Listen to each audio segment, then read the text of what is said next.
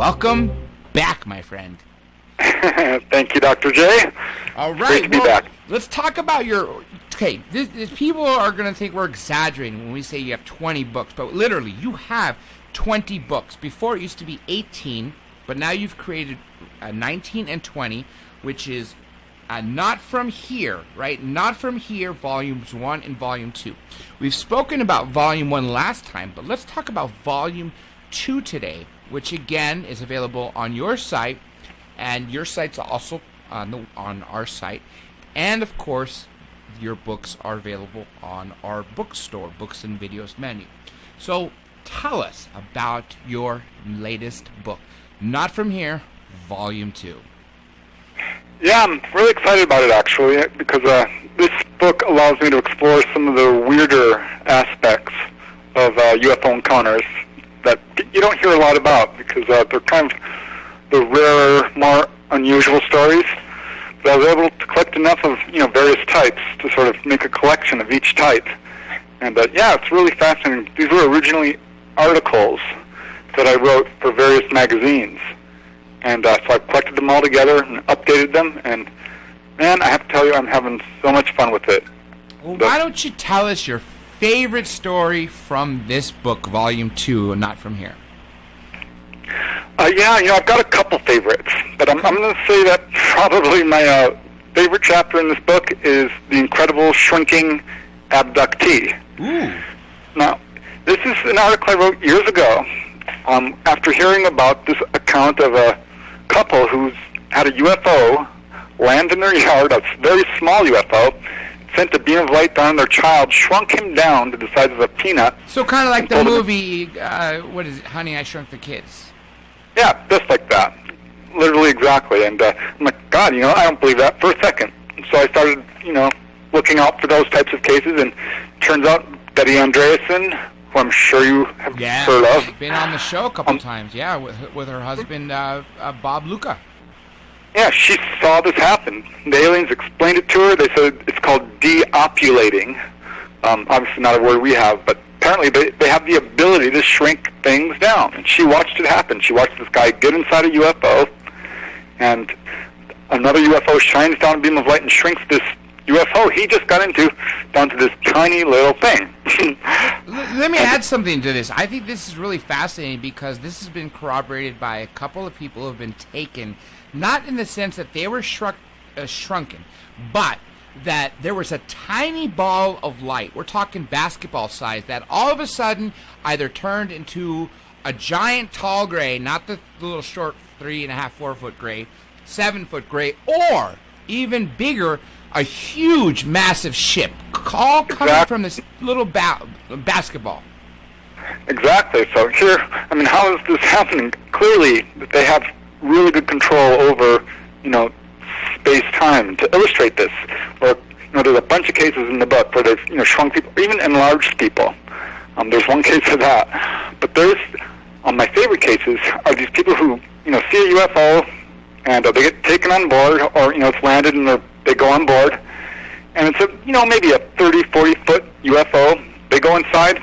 It is huge, much bigger than it looked from the outside. So, what is going on here? How well do these guys control space-time? And to illustrate that even further, there was a case by Leonard Stringfield, and, the crash retrieval guy. Yes, and the USO guy, the first guy who wrote our USOs, right? I'm not sure about that, but I do know he's, the crash retrieval pioneer, literally. That I do know, yes. And so he has his case where a guy was taken to a UFO to photograph the inside. There's a lot of cases like this in the literature, but this one's a little different because he goes up to this, 30, 40-foot UFO, goes inside, and he said it was so big you could not throw a rock across it and hit the other side. Now, this isn't just an optical illusion. Are you talking possibly about removing the space between the molecules? Because as we all know, there's so much... ourselves, human beings, everything we look around you, your wall, your door, your desk, your window, or my studio, everything looks solid, but the majority of it is clear, empty space. No, I think this is an actual manipulation of space-time. And how do they do this? Well, the fact is, I've got a bunch of cases of this too. They have the ability to control time. They can maneuver through it. They can stop time. I've got a case where a guy, he's a chiropractor. Great case, really. Lots of witnesses to it. He and his whole family are seeing this UFO on their farmhouse there, and they're all running around screaming, going crazy. He runs inside because he has a rifle with a scope on it. Mm-hmm. And this will give him a close-up view. He doesn't want to shoot the UFO. He just wants to get a closer look. So he runs inside, gets his gun, runs back out, and the UFO's gone. He's like, oh. And he looks around at everyone, and they're all frozen in space. There are birds in the sky that are not moving. There's a bucket of water that's half spilled. And he's like, what is going on? Because he can still move. He's running around going, oh, my God, what is going on? And he turns and looks to his right, and the UFO is now landed. It's in the field right in front of his house, and there's 2 or 3 grays walking down the road right towards him. And that's all he remembers. One amazing story about talking about molecules that I mentioned, this came, I believe it was out of UFOs out of California, UFOs over California. This woman was an abductee, and she was taken the night before, and she saw her son on the ship, her 7-year-old son. I believe it was 7. He was 7. And in the morning, she didn't want to startle him by asking him about it, so she's quietly feeding him cereal and then says, how'd you sleep, dear? And he goes, I slept okay, good or fine, something like that. And then she's like, oh, maybe he didn't remember anything. And then he goes, oh, and my alien friends came to visit me. And she's like, she got startled. Obviously this child remembered. And he says, but they seem to get mad at me, or they get mad at me every time. And she says, why? He says, because every time they take me through the walls, I see all these cool colored-looking balls, small balls, I'm assuming molecules, atoms, and I want to stay there and look at them, but they won't let me. They tell me it's not safe. And that stuck out in my head because that makes perfect sense. You hear about so many people, even Captain Robert Salas talked about being taken through solid matter. Right, and how does a kid make up something like that? I mean, right. Seriously, yeah, I remember that case. Yeah, so yeah, these guys are advanced beyond belief. There's a couple of more cases that I want to bring up from this particular chapter because it's just amazing to me. This one guy I interviewed, Kevin Cameron. Mm-hmm. He's a corpsman, on a Navy ship. Pretty great witness, and talked about how he had an onboard experience. It was not a typical abduction. He was actually invited on board. His friend was a contactee. And it's a long story, but to make it short, he is taken on board this enormous craft while, from his ship, from the Navy ship, and has this huge experience with these praying mantis-type ETs, who are about 15 feet tall, he said.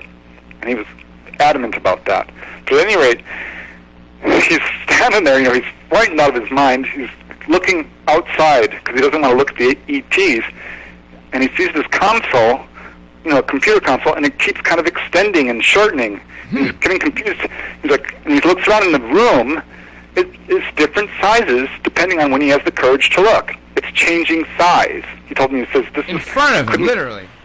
Literally in front of him. And another case just like this guy I also interviewed, Bill Foster. He wrote a book about his experiences. He was abducted with his wife and 2 friends in North Carolina. It's interesting because the hour they were abducted, there was a huge radio blackout for like 20 miles around him. Nothing worked. All the electricity went down. Just very curious coincidence, right when he was abducted by this giant triangular craft. And he's taken on board. It's huge. It's massive. And he's examined the whole deal. And at once, he starts having repeated encounters, and he's getting very comfortable with these guys and is able to converse and, have real interactions. And he's confused about the size of the ship because it looks a lot bigger than on the inside. And he asked them, well, how big is this ship? And they laughed and told him, well, it's as big as we need it to be.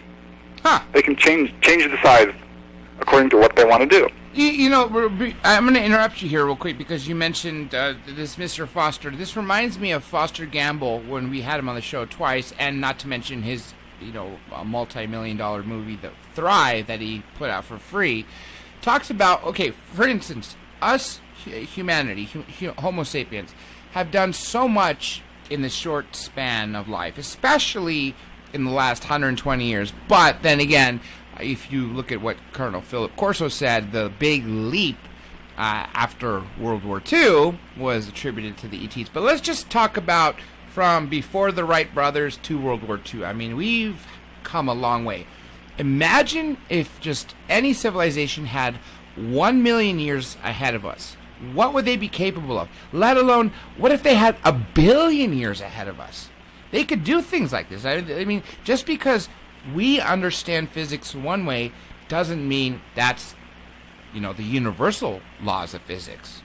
Right, but does that necessarily make them any more intelligent than us? I mean, they may have book smarts, they may know about technology, but, they're not necessarily superior, if you know what I mean. I'm glad you said that because Whitley Strieber actually says that he's seen them make many mistakes. They're no smarter than us during abduction cases. And not to mention people who have come back from abductions wearing, on mass abductions, wearing other people's clothing or their shirts backwards or so on and so forth. Right. Well, for a sneak peek of Not From Here, Volume 3, that's going to be one of the articles in there, one of the chapters. To Err is Alien. I've got a big collection of these cases where they're screwing up. Or I'm not sure if they're doing it on purpose, but I don't think so. I don't think so either. Yeah, if they're trying to be stealth, why would they make a mistake like this? Right, yeah. Some of them are really amusing, and some are, not nice at all. I mean, they drop people off way far from where they took them out.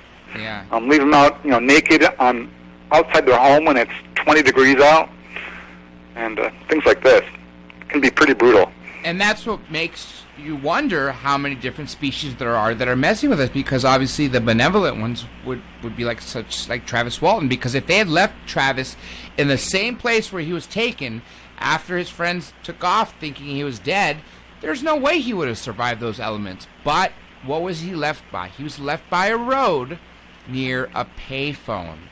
And yeah, that was nice. Yeah. Now, let me ask you before I go on to this next question, a very important question, because this actually pertains to one of our guests that we've had on. Do you have any other favorite stories you want to talk about before I ask you about something interesting about a pool? Yeah, well, there's one other chapter in the book which I find really interesting, and I haven't heard really anyone talking about it, and that's this UFO that rescued people at sea. Now, there's you see a lot of strange things at sea, of course, but I've got a number of cases where castaways saw UFOs. And there's this one particular story where there was this massive storm in the South Pacific. It caused what was then the largest rescue effort to date, and had involved over a dozen boats, which had been demasted and swamped. And so all the EPIRBs, the rescue beacons, are all going off at once. And this is causing some cross-contamination between the signals, and they can't find anybody. You've written a book on UFO healings, and I remember distinctly one of them was a woman shipwrecked, I believe, off the coast of California, and they saved her. Yeah, there's a number of cases like this. And on this particular one that I'm talking about, there was this family on this boat they called the Ramtha, which is, interestingly, a channeler who claims to be from the Pleiades. But at any rate, their boat's sinking, and they're having a lot of trouble keeping it afloat, and it's about to go down, and the rescuers can't find them. And they're in radio contact, but they can't see them. This is at night. And suddenly this light appears over their boat, this kind of giant globe of light. Did not appear to be ball lightning. It was just staying there. And the rescuers said, "Is that you? Is that your guys? Are you causing that light?" And they're like, "Well, no, it's not us, but it's right above us." And they're like, "Oh, okay." They wrote it down as a UFO in the logbooks, and went and rescued these guys, pulled them off the ship, and about an hour later, that boat sinks. They would have all died. Ooh. And speaking of light above us, that reminds me of when Christopher Columbus was about to make a landfall right here in what was called then the New World, now called the United States or South America or the Cayman Islands, that area, the Caribbean. And right before he did, he saw what he wrote in his log, or what the person who was writing the log said, that it was like a candle wick that was going up and going down to the ocean, the surface, and then going back up again. And so that just it just reminds me of that. Before I continue asking about favorite stuff, favorite stories on this chapter, let's take this caller. I know this one. This is Dan Hoquist. He's an author and researcher himself. Dan, welcome back. Dr. J, thank you, man. I just called in to fawn over your guest a little bit because, really, Mr. Dennett, I don't know if you remember, but back in January, you interviewed with Dr. J Radio Live, and it was because of that I had some email back and forth with you over the Nazca type lines I had found in and around Marfa, Texas, and right. You finally said, well, damn, this appears too big. You need to write the story. And I learned a really big lesson along the way is I have to do everything myself. And the reason I had gotten a hold of you beyond that is because of your book of the Coronado incident. Yes. I carried that sucker around till I lost it. And that's not as bad as Michael Cramo's book, where I duct taped it together and went back for it. But I'm sorry about that. I intend to get another copy someday. But I was hoping you'd actually do a Coronado 2, an update.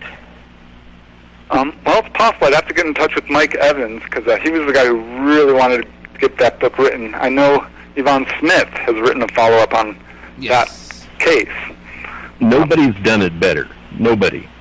And one thing I'd like to add about the Coronado incident is that Bill Clinton was staying there, and some of the Secret Service men came forward and talked about them being taken, which leads to the question, was the sitting president at the time, Bill Clinton, also taken by these extraterrestrials while visiting Hotel Coronado? It's absolutely interesting. I'm sorry, Mr. Dennett. Please, go ahead. No, not at all. I mean, it's my understanding Bill Clinton wasn't actually there at the time of the incident, that he was coming 2 days later. But I'm not, who knows? But definitely it's really strange. I mean, talking about a stupid place for an abduction. This is a military island. This is where the Navy SEALs train. Navy SEAls, that's right. Right, I mean, it's quasi-military, and it's packed. It's very touristy.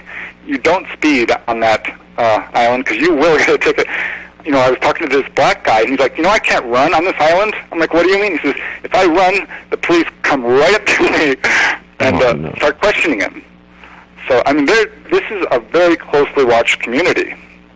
Especially because of the Navy SEAL base, and Lord knows what they're hiding there, or what kind of nuclear weapons may be there, because, these are some of the most highly trained soldiers in the entire world that can handle all the elements. We've had a few on the show. There's one I want to bring out who has some really interesting story to tell, which is basically that after first of all, that while he was a Navy SEAL in Vietnam, that every mission came down from the CIA, and after that he became a mercenary, and the same CIA officer that was giving him and the SEAL team, it was SEAL Team 2, there was no 6 teams at the time, he said there's only 3, and what he said was that one of the missions during a SEAL, as a SEAL, was to kill a Colombian drug lord who is no longer cooperating with the United States. But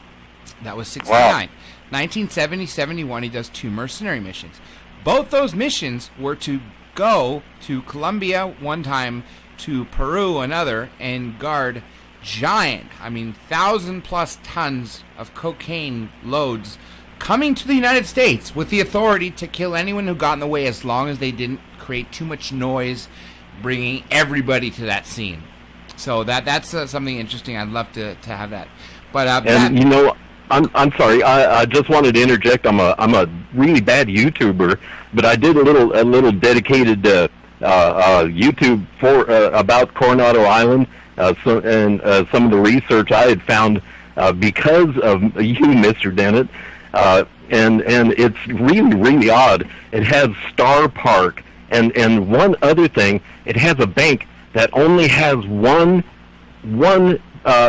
creditor, one person they deal with. One entity. Wow, that is interesting. And I stumbled across that information. I just don't know how, but I stumbled across it. So anyway, that's out there. But I love the UFOs Over series, and I haven't gotten into this one yet. Get UFOs Over California if you live in Southern California. Oh yeah. Trust me, it'll blow you away. It'll blow your mind away in so many ways. I'm still being chased by those very same UFOs. Thank you, and I really want to thank you again, Mr. Dennett. You've been beyond inspirational. Dr. J was the inspiration, but really, you were the incentive. You turned my head and made me get out and do something. Well, if it wasn't for Preston, I would have never done radio. That's for sure. Preston really made me become proactive rather than being a passive researcher since 1984. And I thank you both from the bottom of my heart. Without people like you, I wouldn't be allowed to step up. Well, while you're on real quick, just go ahead and spit out the name of your book. America's Electric Nazca, Megalithic Marfa, Texas. And remember, everybody, you can get that in the menu on drjradiolive.com by clicking on the books and videos and looking for Dan Hoquist, clicking on his name, and it'll take you directly to where you can get the book for yourself. Now, and thank you so much, Dr. J. No problem, Dan. You have a good evening, all. You too. And Preston, let's continue talking about your favorite stories before I ask you about this pool, because I have a preface to tell you about this pool. Well, those are probably my favorite chapters. I mean, there's a number of chapters in the book. One about the smell of UFOs. I found that very interesting. Let's talk about that. Yeah, because you know what? There's not been a study of UFO odors. And I looked real hard. I found one guy, Thomas Bullard, who did a statistical survey of UFOs, and he found several cases but didn't really comment on them. And I put together a list of, it's got to be, I think, 40 cases. And I stopped because I'm like, all right, this is getting repetitive, and I've got the data I need to do an analysis, and found some pretty interesting things. What I found was these odors can be broken down into two main categories. Mm-hmm. One is kind of ozone or chemical-like, something that people generally associate, or metallic is often described, an odor people associate with machines or vehicles, electrical charges. And what I found interesting about that is this points towards UFOs being physical machines, which I think, the evidence is showing that. Yeah. Either way, but still. What about the fact that the sulfur, a lot of people talk about sulfur. Now, that could be really attributed to ghosts, but, you're a paranormal researcher as I am, and I think they're all interrelated. Yeah, I think what happens is when something manifests, that is a side effect. So it can be a ghost, it can be a number of the Bigfoot even. That's right. Things that have the ability to sort of transfer from one dimension to another. And I know how this sounds very science fiction-y, but I'm telling you it's not. There are other dimensions. Quantum physics knows all about this, and it's coming together, with metaphysics. There are multiple dimensions in these ETs, and, Bigfoot, for example, or ghosts. Some have the ability to manifest. And this is a side effect, I think, the sulfur smell. I'm not sure exactly why or, the mechanics behind it. But I think, that's just my theory. And I'm glad you mentioned Sasquatch, Bigfoot, because the skunk ape in Florida has a very unique bad odor. Yeah, I mean, we could go on. I could go on about Bigfoot for hours. I wrote a couple of books about Bigfoot as well. And there are some cases which have a UFO connection. I've investigated a couple of them myself, but most don't. And for that matter, a lot of Bigfoot don't have an odor. I'm not sure that all Bigfoot are the same. I think there might be some that are more metaphysical and more intelligent, and some more kind of your animal. I'm not exactly sure, because some of the reports are kind of contradictory. Now, I'm going to ask you this. In your book, Not From Here, Volume 2, you talk about the alien breathing pool. Now, before I ask you about that, were you around when we interviewed Ricky G? He's an abductee? Yeah, I was. I didn't hear him talk about this. Okay, what happened was he said that he was fighting them hard in his mind, just like Jim Sparks, so he has conscious recall, and they couldn't control him. So finally the small gray sort of gave up, and they, the large tall gray that seemed to be the one in charge came over and was, instead of forcing him to do stuff, was leading him and telling him things. And just as many people say, they don't give answers. They ask you questions, sort of riddles. You ask a question, they're going to ask you a question back so you could think. But they, for instance, he thought the small grays were so ugly, he wanted to punch one. And so before he had the ability to do that, they interjected an image in his head of what would happen if he followed through with that punch. And that their head would blow up like a watermelon. Literally, like it would just boom. His fist would hit it and it would just splat. So then he's led over to a pool of black goo. And he says there's a lot of humans in there that seem to be in some sort of sleep mode with their eyes open. One of them, he's guessed, was a lot older than, been in there a lot longer than the others, because he was on this sort of ramp. But this goo was really slippery. And he kept trying to climb up it and sliding back down. Climbing up and sliding down. And mind you, this is all in a sort of a sleepy, sort of zombie-like way. He was told that he can go into that pool and he could breathe it, he can eat it, he can digest it, and expel it, and nothing would happen.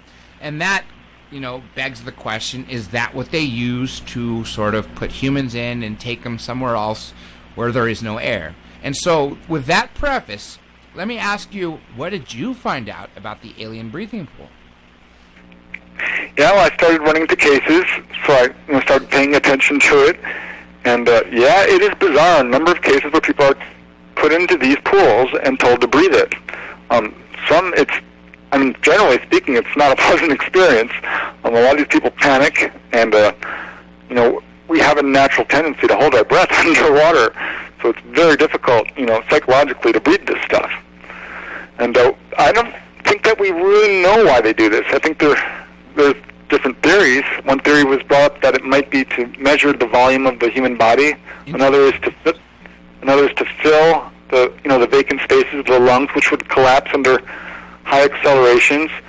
My question is, we don't normally feel high accelerations aboard UFOs, so I'm not sure why we would need that. That's right, because their gravity, they're trapped in a gravity entrapment. So right. They're all standing up. They don't have to worry about floating like they would in free space, and they're able to go at these supersonic speeds, 0 to tens of thousands of miles an hour, and they're not splattered against the side of or the inside of the craft. Right. I'm thinking, okay, maybe it's medical. Maybe they're doing something to some, an operation or healing or God knows what, a diagnosis. But, I don't know. When someone's being, Betty Andreasen, she was taken on board a UFO, and they disinfected her with a shower kind of thing. Right. And there's a number of cases like that. So this is different. So, and we have, perfluorocarbons, which is oxygenated water that we are able to keep animals alive, and some humans have actually used this stuff. And my guess is that, what we've seen is just the tip of the iceberg. As with all technology that's, in the public arena, it's much more advanced within the military. So I'm guessing the military already has this kind of stuff. Oh, yeah. And knows a lot more about this. I was told that, for instance, if you go into Army, Marines, Navy, whatever, and you're just enlisted man or an officer, the technology you're going to have is about a decade, more advanced than what the civilians have. So it always goes to the military first. But if you are in spec ops or special operations, or special forces, then you have access to technology that can be as much as 40 years ahead. So people are walking around with these smartphones or iPhones or Androids, right? Well, these were being used 30, 40 years ago by SEALs and so on and so forth. So, can you imagine? Yeah, that blows me away. So what are they using now? Right. I mean, there's a guy in my office who was in the military not too long ago, and inside a tank, and he's like looking at all this stuff, and he said it was like science fiction. He started asking questions. I'm like, no, we can't tell you that. We'll show you how to operate it, and that's all you need to know. And he couldn't even tell me some of this stuff. So that goes and proves the point right there that just being, an enlisted man or an officer in any branch of the military, you are already exposed to technology that us civilians don't have access to. Now, right, and this is the thing with the aliens. I mean, the alien breathing pool. I mean, we don't know what it is. It's some advanced technology of some kind, but I don't know what they're doing. Now, you also have a chapter in the book called UFOs and Rockets. Tell us about that, and are they watching us? Because I know they have to be, based on, I forget his name, but it was in Northern California. They were shooting a rocket that was capable of carrying a nuclear warhead, but it wasn't. And they said in the video afterwards, they saw a craft go up, traveling the same speed as it, fire a beam of light, travel to the other side, fire a beam of light, go to the other side, fire another beam of light, and then it tumbled out of the sky. Right, Professor Robert Jacobs at Vandenberg Air Force Base. That's right. Yeah, that's a great case and typical of what's going on here. And I have to tell you from the beginning that we started doing this stuff, the space race, exploring, outer space to any degree at all. They were there.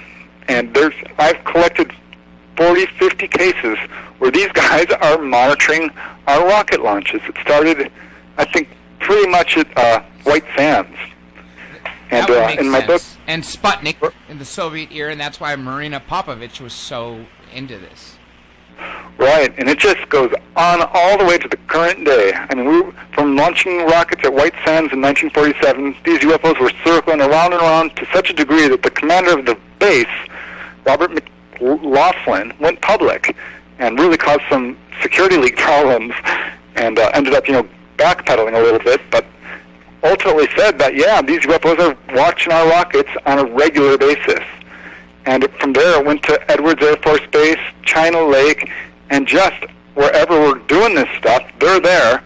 From the space shuttle, all the moon missions, I mean, I could go on about that. And the ISS, I've captured myself from live streams of ISS. I've seen anomalies, so I've turned on the screen recorder and recorded it. And then, of course, you hear about these NASA transmissions used on a separate channel, not the public channel, where they use code names like Santa Claus, or, as the opening music said, we have an unidentified flying object. This is an actual NASA transmission. Right. So they're watching our rocketry, our venturing into space, to the point where I've had a couple of cases, you're not going to believe this, where kids are shooting off toy rockets. One guy puts in a frog and sends it off. This is in Nevada. Another guy up in New York goes out with his 3 kids and sending off these toy model rockets. In both cases, UFOs showed up to investigate, started circling these toy rockets, and this is how close of an eye they're keeping on our space exploration. Anything that goes up, they're watching it. That makes sense, because we are on such a primitive level in the sense that we're not unified globally. We're killing each other for the smallest things and all this violence. Why would they want us to take that out there? Yeah, well, I mean, if you really want to get into it, I'm going to have to write a book on the moon, honestly, because I've got some first-hand testimony that really needs to get released. Well, let's talk about the moon for a bit, because Edgar Mitchell, without saying but also saying it. He neither can confirm nor deny, which if it wasn't true, he would have just said, no, it's not true. When I asked him about alien bases on the moon, he sort of implied, and I have this on record, everybody can go, Google Dr. J Radio Live, Edgar Mitchell. It's one of the 14 interviews I've done with him before he passed away.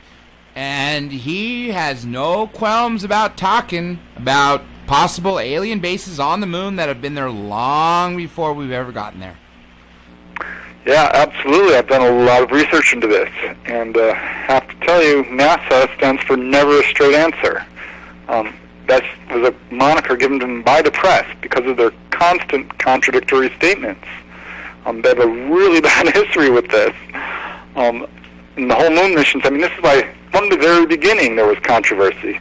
But if you look back into lunar anomalies, you will find that they start shortly after telescopes were invented, back in 1600 or so. Yes, with Galileo, right?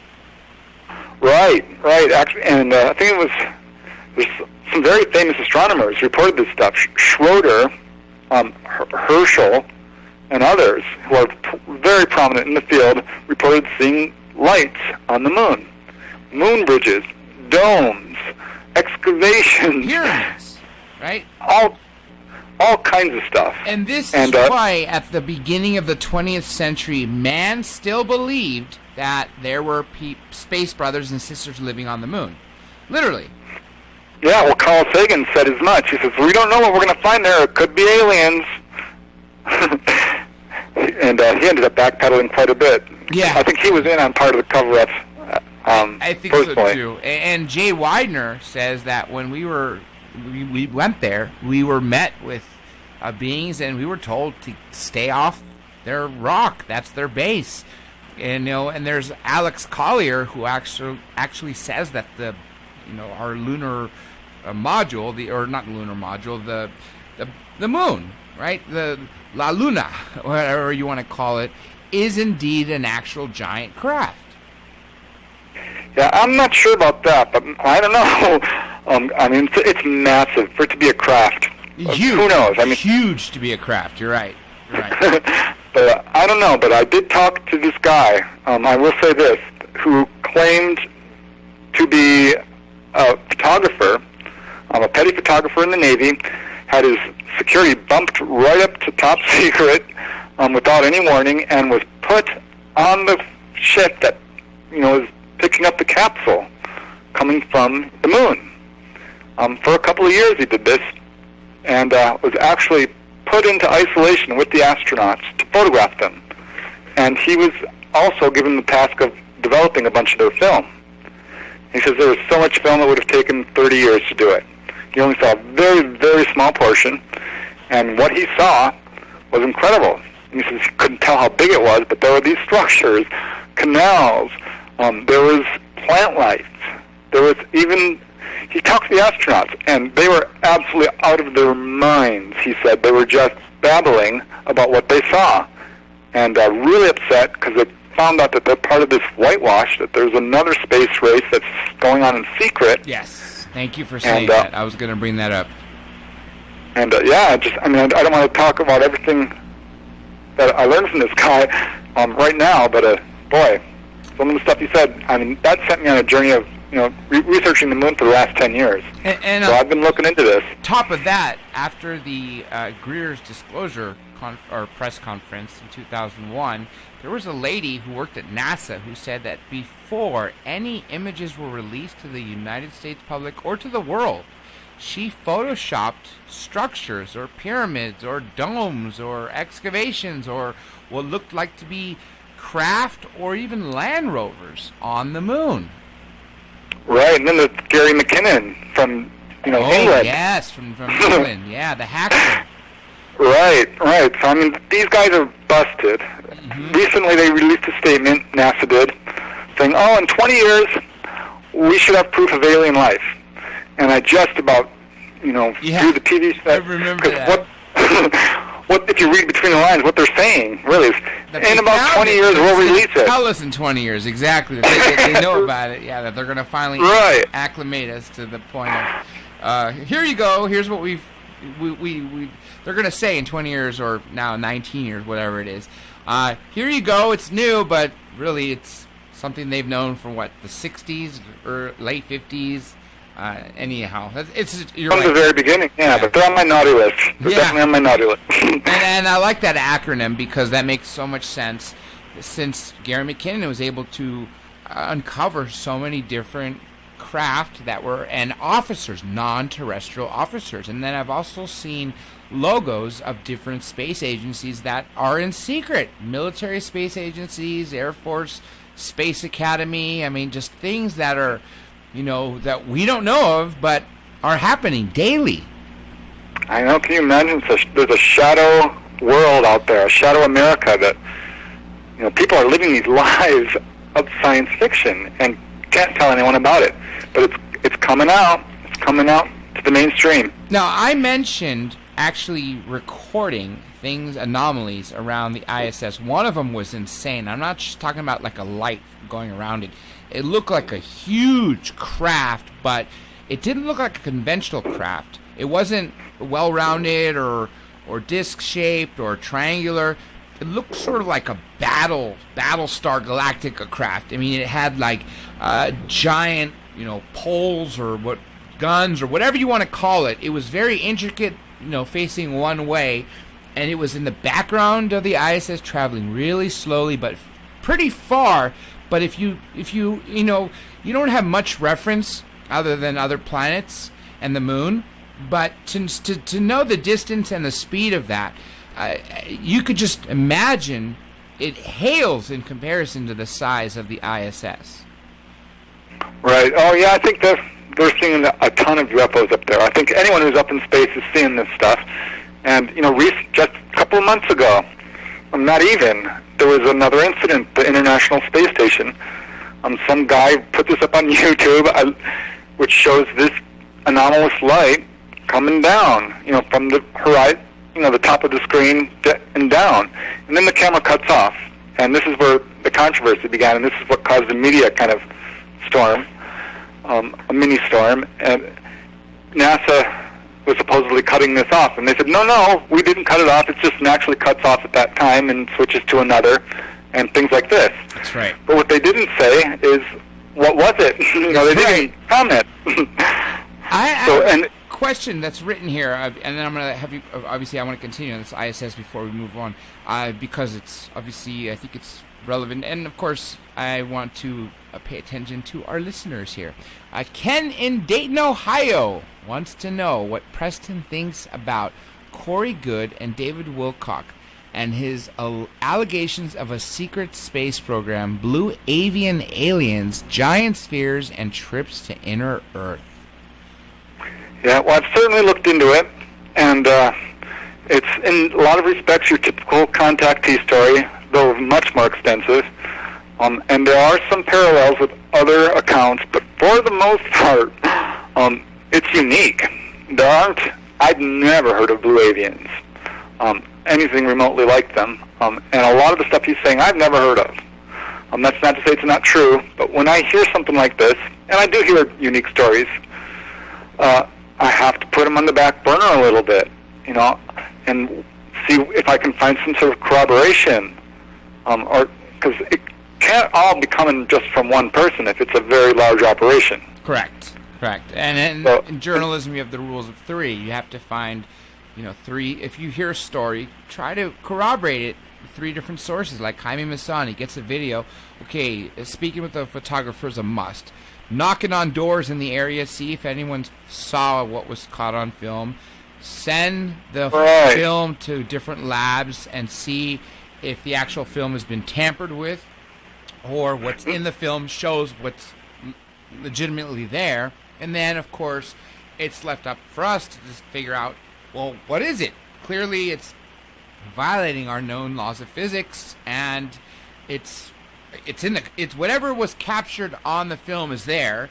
So it just leads to so many questions. Now, we got a break coming up in about 5 minutes, so I want to get a little more about the ISS with you before we move on, because then I have a whole slew of cool stuff to ask you. All right. Well, just closing off the Corey Goode case, it's got a lot of really bizarre elements. that I just can't believe. I really can't. Zombies and things like this. Yes. I think a zombie army or something like this. If you recall, I don't know how much you've looked into it, but I don't know. I have. You're right. And there are also a couple other people have supposedly come out of this, the secret space program, and Dr. Michael Sala has even written a book about the secret space programs. Yeah, I have no doubt there's a secret space program, and so that's what makes me want to say, okay, I'm going to wait. He might be telling the truth, and the truth is always really stranger than fiction, kind of. First, there used to be this Randy Kramer who went, to Mars and allegedly saw Obama, and everyone dismissed it. But then comes Corey Good and other people who have claimed to have been part of the space program, and not forget about people who have been part of alleged time travel experiments. The Montauk Project. Right. Something's going on. Yeah. Clearly. Something's Where going there's smoke, there's fire. Yes, and it's not just our government. You have to look at things that are both government with extraterrestrials at the same time. Right, there's enough of that going on around, definitely, in Area 51 and Rendlesham and Edwards Air Force Base, and, oh, God. That's something, actually, when we get back from break, I do want to ask you that, about Eisenhower, because that really blew me away, especially finding that letter where we were supposed to have been, supposed to know about this a few months after the event. The guy who was a witness to this event, along with Albert Einstein, Howard Hughes, Bishop McIntyre, the attaché for Clement Attlee, or the Prime Minister of England. Anyway, it's just so bizarre. We'll save that for after break. Anyhow, here's another thing I got written. They supposedly take people for 20 years, then pop them back 20 years after their duty is over. Do you know anything about that? I'm not sure that I have heard about that, no, but can't say I have. Yeah, that relates to the secret space program, of course, that a lot of people have mentioned. Okay, so now let me ask you, this is what we're going to talk about before we go to break. The UFOs over Arizona, which I thought was a fascinating book. What's the most unusual case in that book? Gosh, there are some really unusual cases. One case, there are a lot of cases where aliens have been seen digging up plants, picking leaves, taking various plant life, right? Certainly not unusual, but there's a case in Arizona where these guys, two witnesses, saw a UFO in their backyard. They're in a desert area. It sends down this beam of light on a cactus and pulls it up and fixes the ground so you could not even see it was there.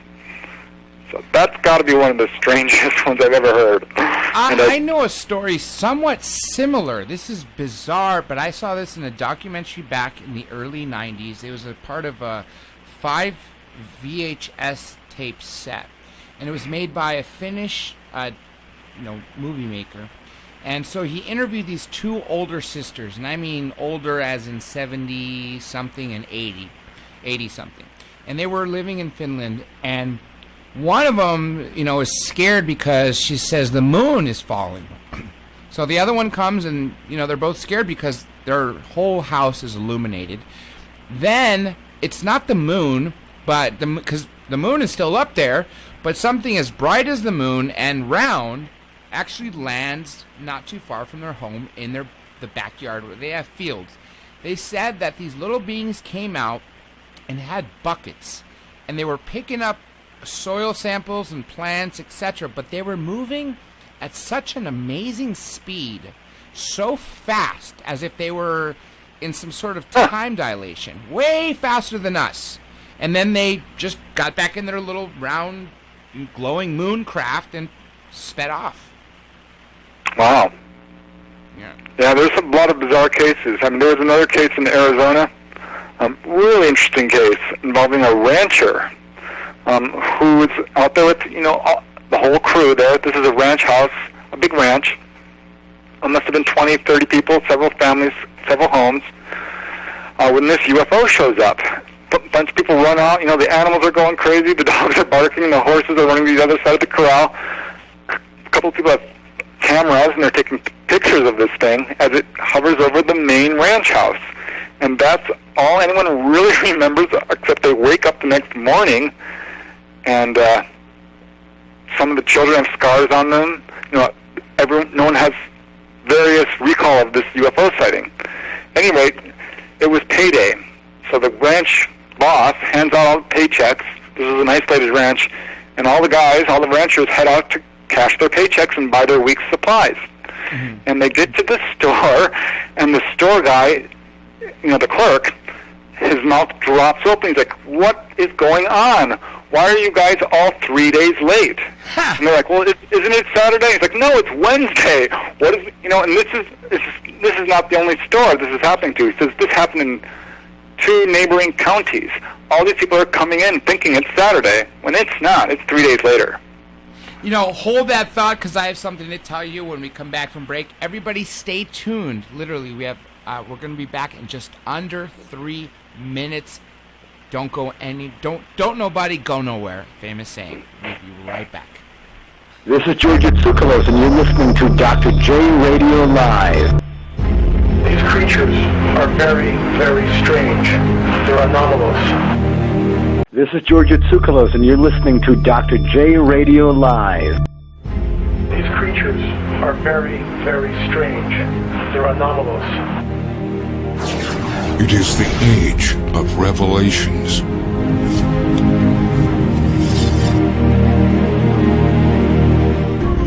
Bizarre creatures.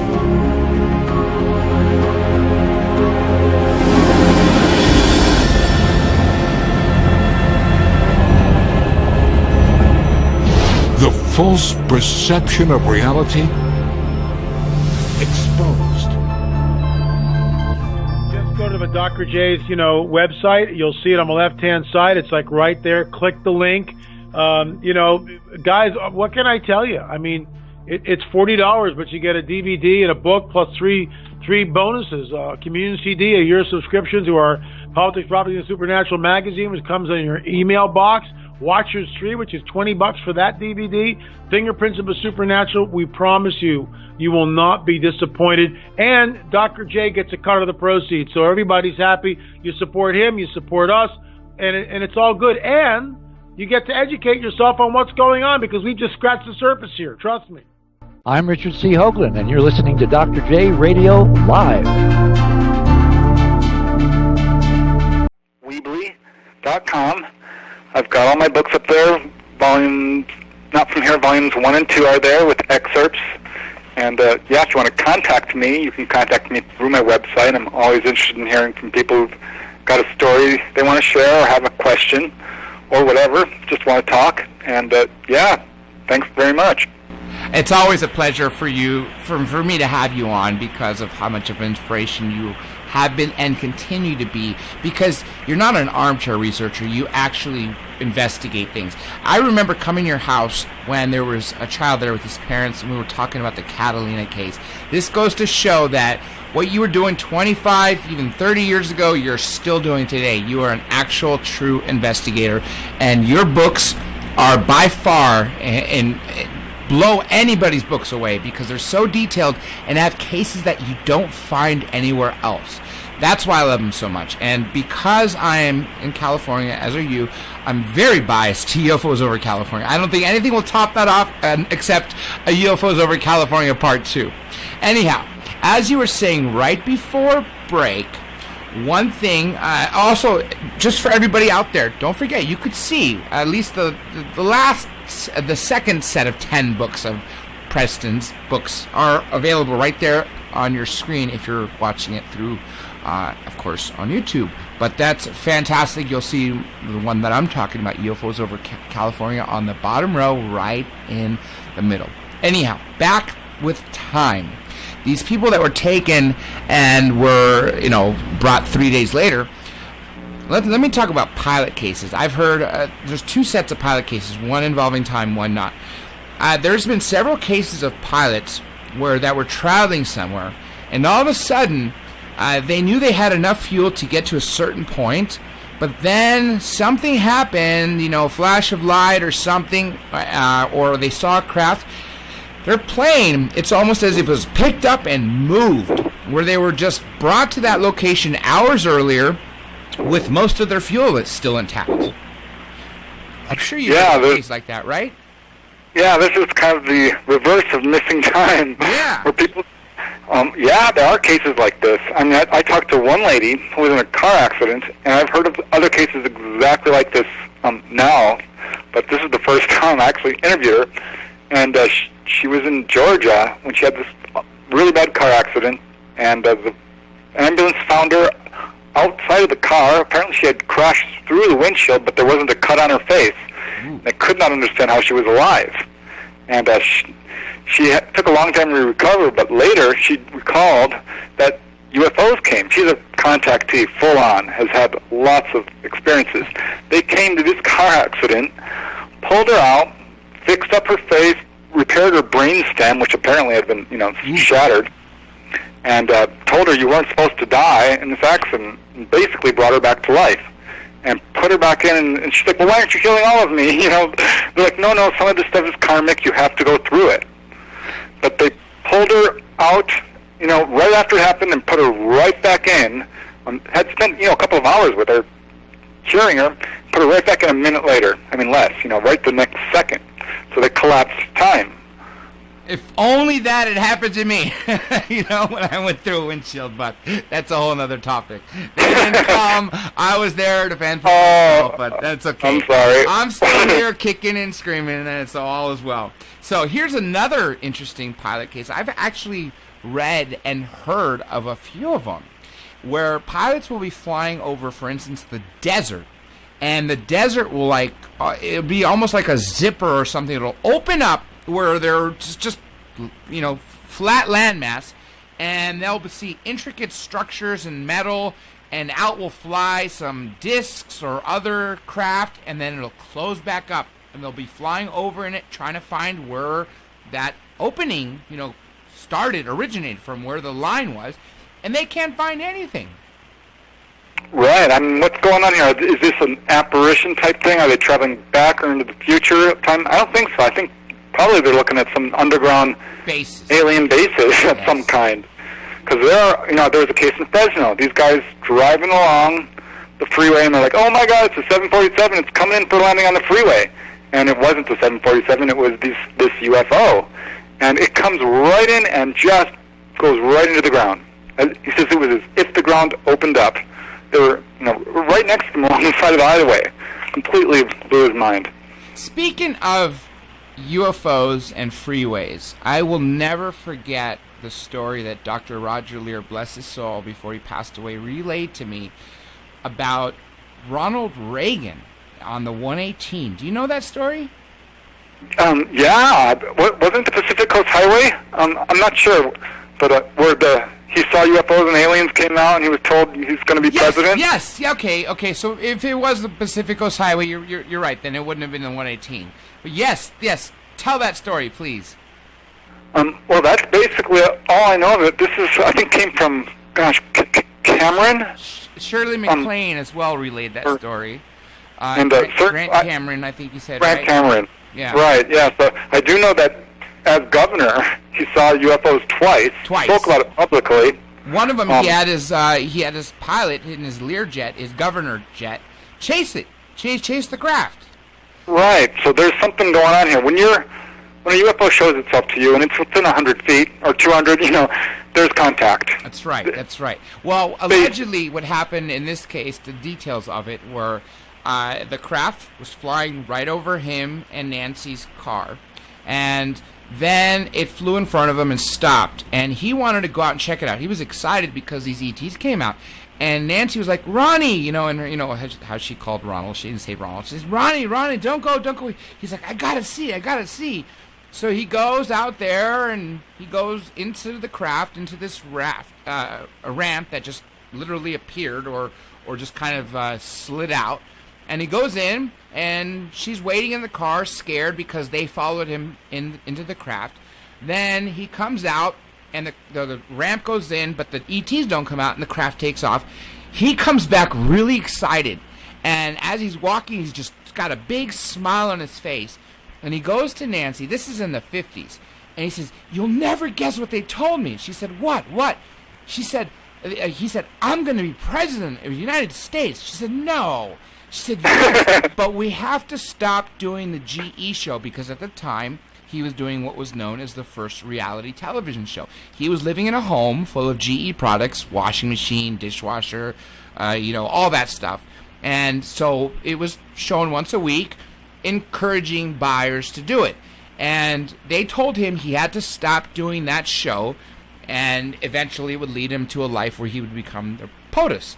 And sure enough, he quit that show, and then, of course, came his gubernatorial career, followed by, which I actually have my mother's diploma signed from California State University, Northridge, by one and only California Governor Ronald Reagan. Mine is actually from UCSB, is signed by Arnold Schwarzenegger, but that's a whole different topic.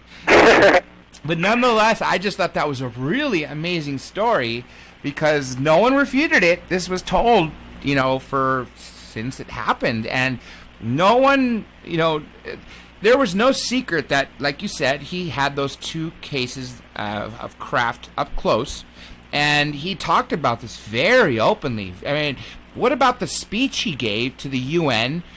First, he gave it to a small high school audience, but then he gave it to the UN.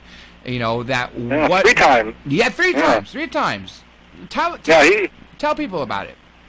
He laid it out. He basically said, what if there was some other force out there, that we would all unite. He said it right.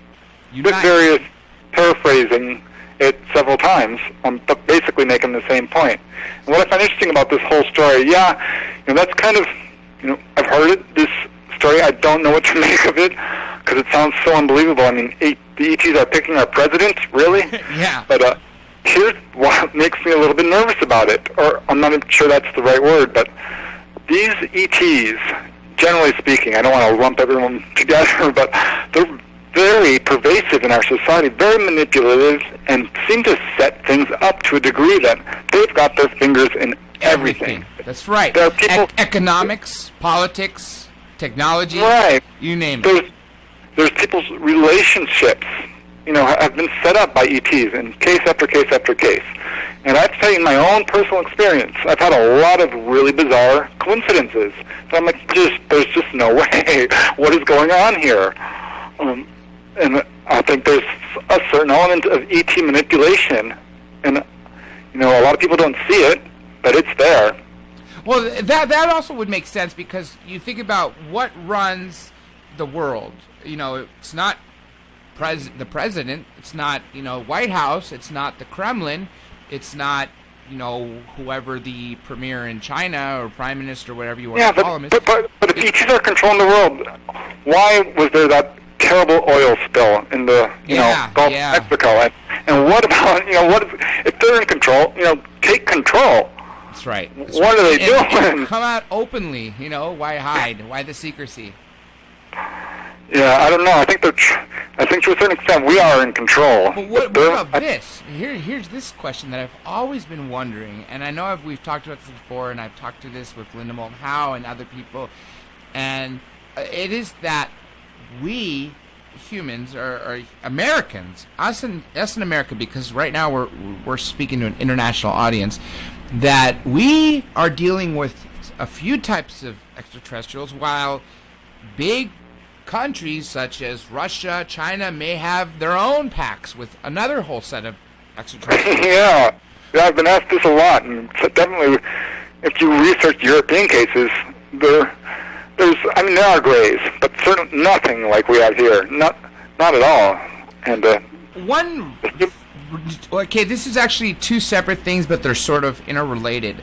This came about actually from Linda Moulton Howe and from Tom DeLonge, a former lead singer of Blink-182, that we are right now facing what's happening is the real war of the worlds, in the sense that there is a power struggle going on up there between different factions who want to control the humanity. And so, sort of like I remember reading and actually seeing this on History Channel, back in ancient Persia or Arabia, those times, Arabian Nights, where they would look up and they would see literally what the equivalent would be Star Wars happening in front of them. Right. Well, there's a very underrated case, kind of a sleeper case that a lot of people don't know about, the Buff Ledge case. This is up in, where was it? Buff Ledge, Wisconsin. It was investigated by Walter Webb. He wrote a book about it. And this 16-year-old kid was abducted with his girlfriend. And he said, yeah, that's what the aliens showed him. That they told him basically that they were at war with another group of ETs. And I think it would be naive of us to say, you know what, they're all nice. Just because they're technically advanced does not necessarily mean that they're our friends. Especially all of them. How can you assume that to all of them? You would think that there would have to be some that want the best outcome for us, some that want to destroy us for what we have on this earth, sort of like the dinosaurs. As Linda said, Earth was terraformed for over 270 million years to pave our way, which she basically she didn't say. But she implied that the extinction of the dinosaur era was because of them. Right. Well, I mean, talking about the Greys here, people get real down on them. Are they hostile, these abductions, this sort of thing? I think you have to remember that there's a lot of cases out there where the Greys have basically said that they are us in the future. Yes, like Dan. We are related. They said that to him, right? I'm not sure about his particular case, but I've got to collect. I mean, this is actually a chapter in volume 2 of Not From Here. They are related to us in some way. They're interbreeding. They're trying to replenish their race. They could very well be our children, our future children. Think about this. If we live underground for, say, because of a nuclear war or whatever, what's going to happen? A couple things. First of all, if we have advanced technology, then we're no longer going to need manual labor. Therefore, our muscle mass would die. And therefore, our body mass would, over the centuries, die or shrink. Our brain mass, if we're getting smarter, would get bigger. If we need to see in the dark, your eyes would adjust and eventually evolve to become bigger. But our skin, for lack of sun, would be pale. What does that make us? This was just on the news recently. What will humans look like in 5,000 years? And they showed, and the eyes were bigger, the forehead was larger. Yes. And speaking towards this, I had a personal experience where I asked, where do the Greys come from? Who are they? And I had this experience, kind of like a vision, a dream, an out-of-body type thing. I guess you would call it a download, is a term I've heard. Download, yes. But this happened to me, honest to God, and I saw a human being, and I'm like, okay. And then there was genetic damage, and he lost all his hair. And then there was, the next generation. It went from generation to generation. There must have been about 50 generations. And this face transformed from a human to a gray through genetic damage. First off went the hair, then, the nose and the features started to get smaller and smaller, and there's some very serious damage, to the lips, to the nose, to the ears. And then the eyes started to get larger and larger, and the skin started to look really bad. Gray. And I think, this is just my personal experience, but kind of answered to me like how something like this could happen. I was reading something about, it was an experiment. If you were able to have photographs of your ancestors going back thousands of years, it says take a picture of you, put it down. Then take a picture of your father, put it over you. You're gonna look fairly similar to that, right? Take a picture of your grandfather, you're still gonna look fairly similar. Keep going on and on and on until you have thousands of years. Now, each photograph, next to each other or next to the few will look somewhat similar, but yet if you remove the entire bunch and just leave the current photograph and something from, say, 2,000 years ago, you're gonna look nothing like it. And when you think about that, that actually makes so much sense that each generation would have just such a subtle difference that you wouldn't even know. Right. It's interesting. Have you seen those pictures of celebrities and they find doubles back 200 years or something? Yeah, it's all about genetics. Genetics is still a mystery that has not been solved, and it's very, very up on the front of research right now. With aliens, with the whole human thing, it's huge. Now, here's another interesting point that was raised to me not too long ago, that World War II was actually a proxy war fought using humans, but by extraterrestrials. What do you think of that statement? Well, there's been, I don't know, I haven't really heard of this. I know there's a book out by some guy, I forget what it was called, but he said that a lot of the world's wars and disasters were kind of manipulated and caused by ETs. And yeah, we talked a little bit about this already. I think there is something to look into in this regard of how ETs are manipulating society. Now, I was going to say, because a lot of people have come to you, like I remember being at your house when the Catalina family came.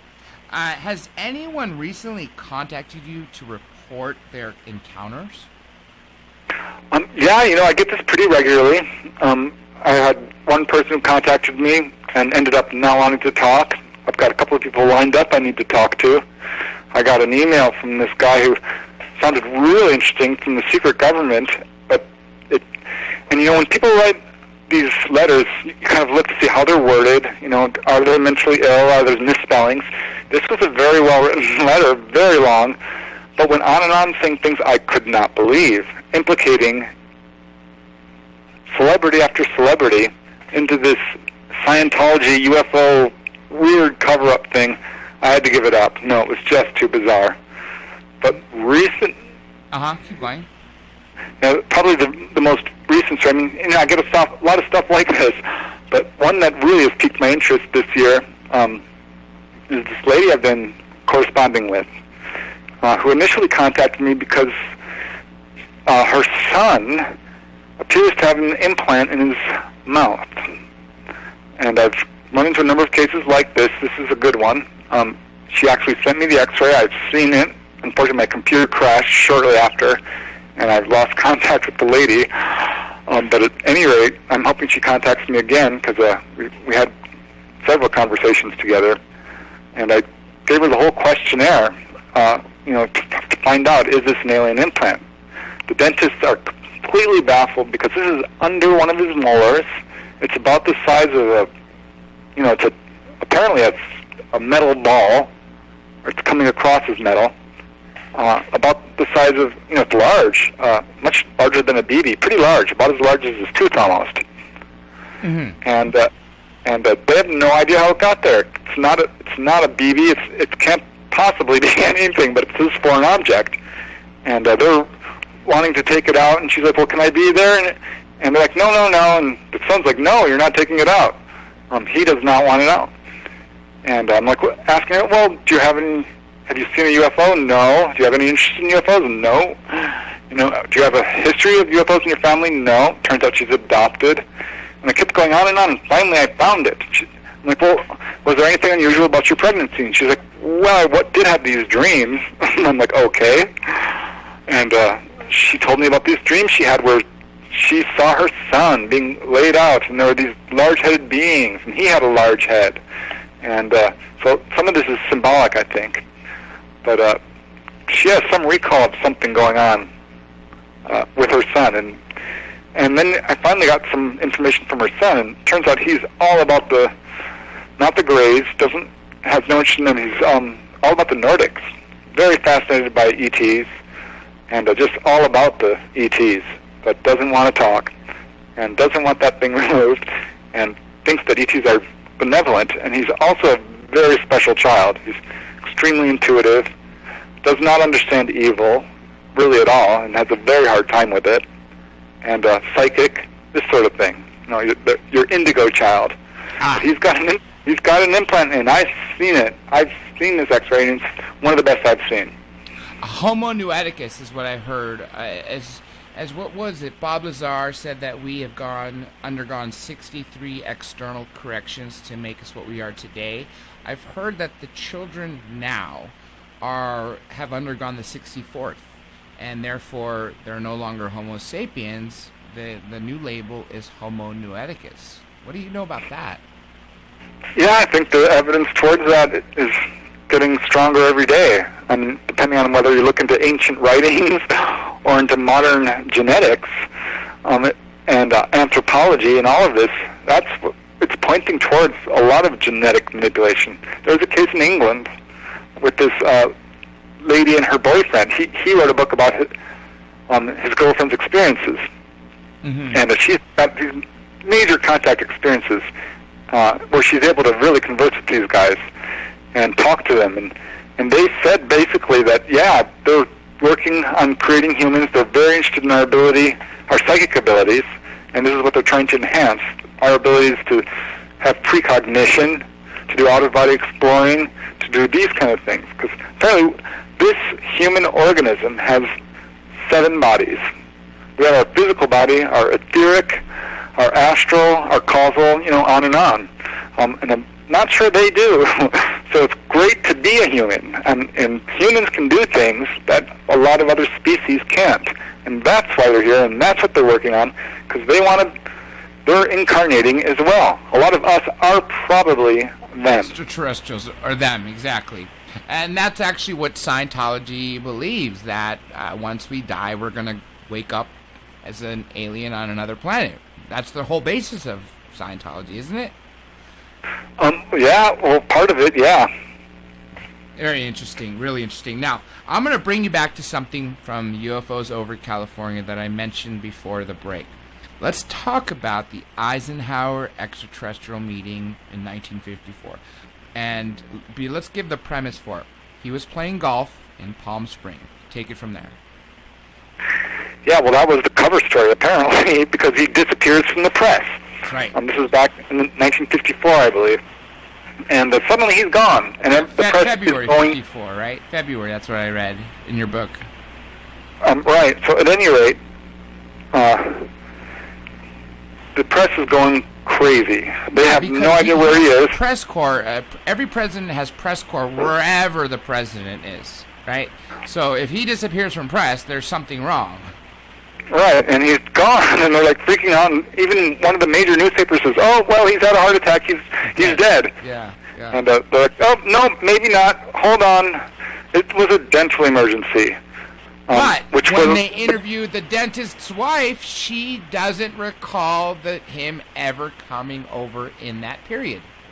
Which is impossible, right? And this is, they didn't find this out until much later. But the dental story completely fell apart. And the more research that's been done into this incident, it's just becoming more and more corroborated. And we had reports right after it happened that President Eisenhower was taken to Edwards Air Force Base to meet with live aliens, to see dead bodies, to see their ships, and to possibly take a ride in their saucer. Now, there's various versions of this story. It all came out in kind of piecemeal from pilots, from guards, from people who worked on the base, from people who heard it secondhand. But apparently that's the gist of it. And there was sort of this talk about the ETs wanting us to disclose. And they said, no, we're not interested in disclosing. It will upset religion. It will upset our economics. We don't want to do it. And they're like, well, we think you should. And they said, well, we want your technology. And they're like, no, we don't want to give you our technology, but we will give you our spiritual wisdom, because that's where you're lacking behind. You're lagging behind. And they're like, well, we're not interested in that. So this was kind of a stalemate. But it's my understanding that they did take a ride. ETs did display their technology, their ability to turn invisible, to turn at right angles, to do all these kinds of things. And they were very insistent on us stopping nuclear testing, and we're like, no, we want to keep doing it. Yes. So this is one of the major ET meetings with our government, but there's been a number of them. And I think this is just one that kind of leaked out. Especially because of that letter that was written by that UK citizen sent here to the Americas, talking about that they called them the ethereals, and they talked about who was there. As I mentioned, Albert Einstein, Howard Hughes, Bishop McIntyre, the attaché to Prime Minister Clement Attlee of the UK. And this would make sense if you look at Howard Hughes' life. He was never really normal, he was more focused on aviation and was not quite the same person as he was, in the mid to 50s to his death as he was prior to. Now, sure, they say that he had a lot of things going on, but think about it. If you are all of a sudden told to meet there with the smartest mind known on Earth, which was Albert Einstein, and the President of the United States, and you're shown technology that blows you away, and then all of a sudden you spend millions upon millions of your own dollars to try to break through aviation technology, then what inspired that? It begs the question. So I knew about Howard Hughes' life, but when I read that he was there and he was witnessing everything, then that made sense for what happened for the rest of his life. What do you think? Well, it's entirely possible. I think this shattered a lot of people. That's what, Meade Lane was the guy who kind of broke this story. That's right. That's the guy who wrote, right? Right, and it was eventually got into the hands of Harold Wilkins, who broke it wide open. And very interesting story, and really threw these guys for a loop because they could not believe the technology that they were looking at. And well, this is what happens to anyone who encounters a UFO. Their minds get blown. Even reading about this stuff can really, that's what happened to me. I never saw a UFO. I just heard about this report in the news and started talking to people, and my world took a left turn into the Twilight Zone. That's putting it mildly. Yeah, I can't imagine how difficult this was for these guys to, digest. But if you look at the atmosphere, the milieu, where we're at with Edwards Air Force Base, this is the most advanced place in the United States in terms of testing aircraft. And it's got a long, long history of UFOs, stretching back to 1947 when there was a wave over the base, regular waves over the base. A UFO landed at the base, was filmed. Gordon Cooper was there, saw the film, That's right. developed it, and it goes on. There was one guy, he's driving across the lake bed, took a shortcut, comes right upon this tent, and inside the tent is this crashed UFO. Well, it's not crashed, it's a functional. It's a recovered UFO. And he ended up spending the next 3 days in questioning and being told that you never saw this. Yeah. The whole Edward story, right. The whole Edward story is monumental. It's much larger than people realize. It's like Roswell. It's a huge case. Now, speaking of that, before I switch to the disclosure movement, because I'm going to save that for a little bit before we lead off to close the show, I want to talk about crash and retrieval in general. Like I said, before I read UFOs over California, then I went on to read all your other UFOs over, and I realized how many crash and retrievals there were. And then, of course, interviewing, why am I forgetting his name? I gave you his book, the UK, Timothy Good. He said a very, very conservative estimate, very conservative, of just in the last 120 years, meaning 20th century forward, there have been no less than 100 crashes. And he said that is a very conservative estimate, is what he's told from very high-ranking people. And then when I read all your books, you could just see how many there are. There's a few that stick out of my head.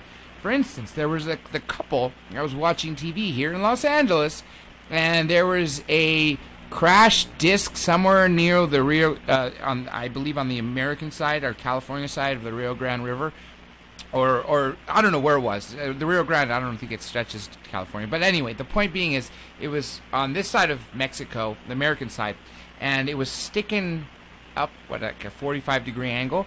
And they said that the little being, it must have been California, because they said the little being was taken to 2.5 foot tall, was taken to San Diego, and was being tenderly cared for. And this reporter was right there in front of it, and boom, the transmission was cut, and you never hear about it again, right? Right, and if it were one case, I'd be like, all right, well, that's kind of interesting. Because, yeah, we know about Roswell. We know about the Aztec crash and Kecksburg and the Paradise Valley in Arizona. But when I started, writing UFOs over California, I honestly did not expect to find anything. And I found a good, half dozen or more cases of recovered UFOs in California. I'm like, all right, did New Mexico? There was a lot more. More there, right? Right. Did New York? There was some there. And as a matter of fact, in New York, wasn't the famous the federal firefighter manual that has the scenario about what to do about aliens? Wasn't that taken from a Long Island crash incident? I'm not sure about that, but that's what I was read and told from multiple sources, and it just made perfect sense because the facts of that crash and the scenario, of EMTs deciding should we go and help or not? Are we going to get infected, or is this radiation? A priest that came up there to give some rites. I'm not confusing Cape Girardeau. I'm talking about 80s. A priest that came up there with the firefighters to start giving last rites, all of a sudden disappeared. Never heard from again. His church is wondering where the heck this guy went. It's almost as if the federal government, whoever was in charge of the team, or Clifford Stone's team, the crash and retrieval teams that are all over the world, that can be at a crash and retrieval site in, I believe, 2 to 4 hours? And they're stationed. No, I thought it was 15 minutes is what I heard. That makes much more sense, because 2 to 4 hours, anybody can stumble over that or fly over it or walk near it. You want to quarantine that off and make a cover story right away. There was somebody, this also came out from Greer's disclosure press conference in 2001. It was in Peru, and he was in the military, and that was his job, is if something comes down, to go get it. But apparently we had shot this down because it had come too close to something, not Arecibo, but something. That's Puerto Rico. But maybe it was Puerto Rico. I'm not sure. But it was in this region, Peru, between Puerto Rico and Peru, a Spanish-speaking country. And he said that it was oozing this, purplish glowing liquid from the body after we shot it and it crashed. Are you familiar with that case? It sounds familiar, but I'm not, I can't be sure. No, I'm not particularly, can't pin it down. But it sounds familiar. It's interesting, because I was looking at this. I mean, the idea of UFO crashes, we think this is very rare. Now it's becoming like, maybe it's not so rare, but think about it. The National UFO Reporting Center in Washington and the MUFON, Mutual UFO Network, each year receive upwards of 10,000 reports, if you put it all together, right? Yes. So one person in 100, and this is a conservative estimate, reports their sighting. And a lot of people don't report their sighting at all. So that makes sense. The two that I had when I was young, I didn't say a word until, I'm in my mid-30s. So let's time 10,000 by 100, and so it's 1 million. So we're dealing with 1 million cases a year. Now, if you divide that down into, a year, how much time is there? Well, we're having a case every minute. About. So UFOs are always here. They're always somewhere on our planet. Someone is having contact right now. And the crazy part is that the two that I had seen, 84 and 90, what happened was they were mass sightings. The 84 one, there was no less than 100 people that I could see that were, just there staring or parked their car and one leg out with the door open, one hand pointing up with their finger, and and then in the other one, it was like almost an entire country saw it and talked about it for a couple days and then just silenced. I go back to look for witnesses and I can't find them. Now let me go one more thing on crash and retrievals, then I want to ask another topic before we go to disclosure. What about the Battle of Los Angeles? Now, didn't we take one, if not two, craft down? One that allegedly landed in the San Bernardino Mountains, and one in the ocean, Santa Monica? Yes, and I can't believe it, because this came out more recently. I did not know about this when I wrote UFOs over California and included this case. I talked to some of the witnesses. There's a fantastic book written by Terrence Sword about this incident in which all of the people in LA who were outside saw this thing, which was photographed. There was multiple UFOs, not just one, and they tried to shoot it down and weren't able to do it. And apparently they were able to do it because reports are now coming out of these craft that were recovered, which makes this one of the earliest, I can't even call it a crash retrieval. We shot them down. Agreed. And that's the craziest part. Again, and we netted 2 craft from that Battle of Los Angeles. And it's insane when people say, oh, it was just wartime jitters. Well, if that's the case, then why did the LA Times put right on their front cover what you see is clearly an anomalous object with, blasts of shells. In the searchlight. Yeah, searchlights, plural. Yeah. This caused an congressional investigation. 7 people died as a result of this incident. Heart attacks, yeah. Right. So, this is a big deal. And there are leaked government documents, well, not leaked, but released through the Freedom of Information Act, which talk all about this and show how we sent out over 1,500 rounds of ammunition to try and bring this thing down, which we did. And apparently, that's the end of the story publicly. These guys have been sitting on this stuff for, what is it now, 60, 70, 80 years? It's ridiculous. Agreed. I know, and that's what boggles me. Now, here's another topic that really boggles me, is people literally seeing ETs right around. I remember in UFOs over California, there was children walking they thought was what looked like an elf standing in front of a school, and as they got closer, they realized it wasn't. Then I heard about another case in West Covina where people were driving and across the street runs, what would be described as a naked gray, but taking really weird strides. And right. Even Jack Osborne, when he was on the show, says that his best friend was sleeping, and he turned over and to grab his wife, and he's a mountain climber, so he's got really strong hands, and he felt what was clearly not his wife's hand. It was, it freaked him out to the point of him grabbing that hand and breaking it.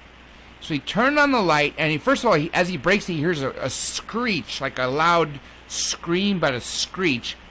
And then he says that he turns on the light, and he sees running from his room, outside his room, jumping out of an open window and apparently he lived fairly high up to, if you jump out that window, you're falling into a canyon.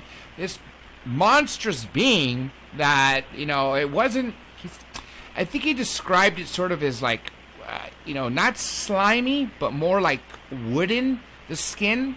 And that's what scared the heck out of him because it was moving. Wow. Yeah. So you even have celebrities talking about this. So it's really, really bizarre. But can you tell us about some other cases about people walking up anywhere on Earth and just seeing extraterrestrials? Or monsters? This is actually a chapter in Not From Here, Volume 1, Aliens Among Us. And they are among us in a degree that you would not believe.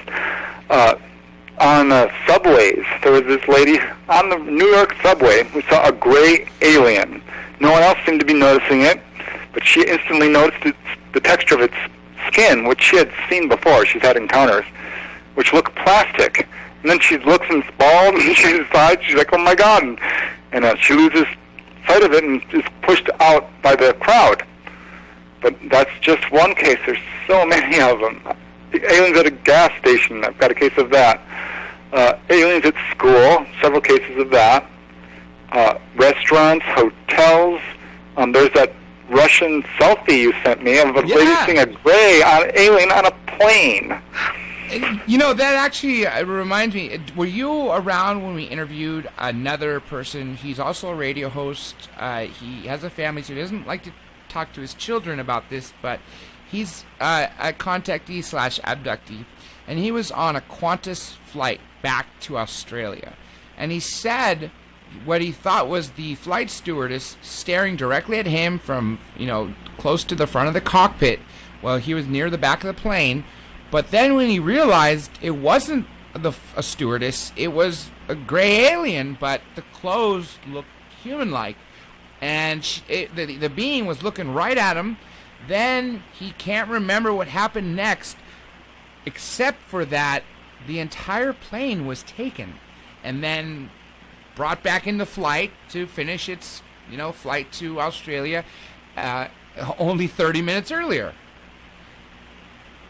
Can you imagine? I mean, yeah, these guys can get you anywhere. I've got a case in Woodland Hills, very dense suburb, inside I think it's the 6th floor of the Marriott Hotel. A lady had a visitation by a gray-type E.T. Here's an interesting question for you right here that I have to ask it. Susan Bain from good evening from New York. Has Mr. Dennett ever seen a UFO? Been abducted? Yeah, I've seen a UFO. Once, twice now, 12, 13 times. Wow. And that's no joke. Never saw one growing up.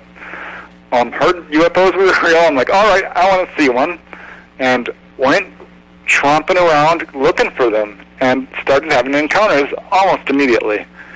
I got really into this subject. I not only, read all the books, I interviewed the people, I joined the UFO organizations, I subscribed to the magazines. I was out in the field at night, in Topanga Canyon during this wave looking for UFOs. So I was hell-bent on seeing one, and it's paid off.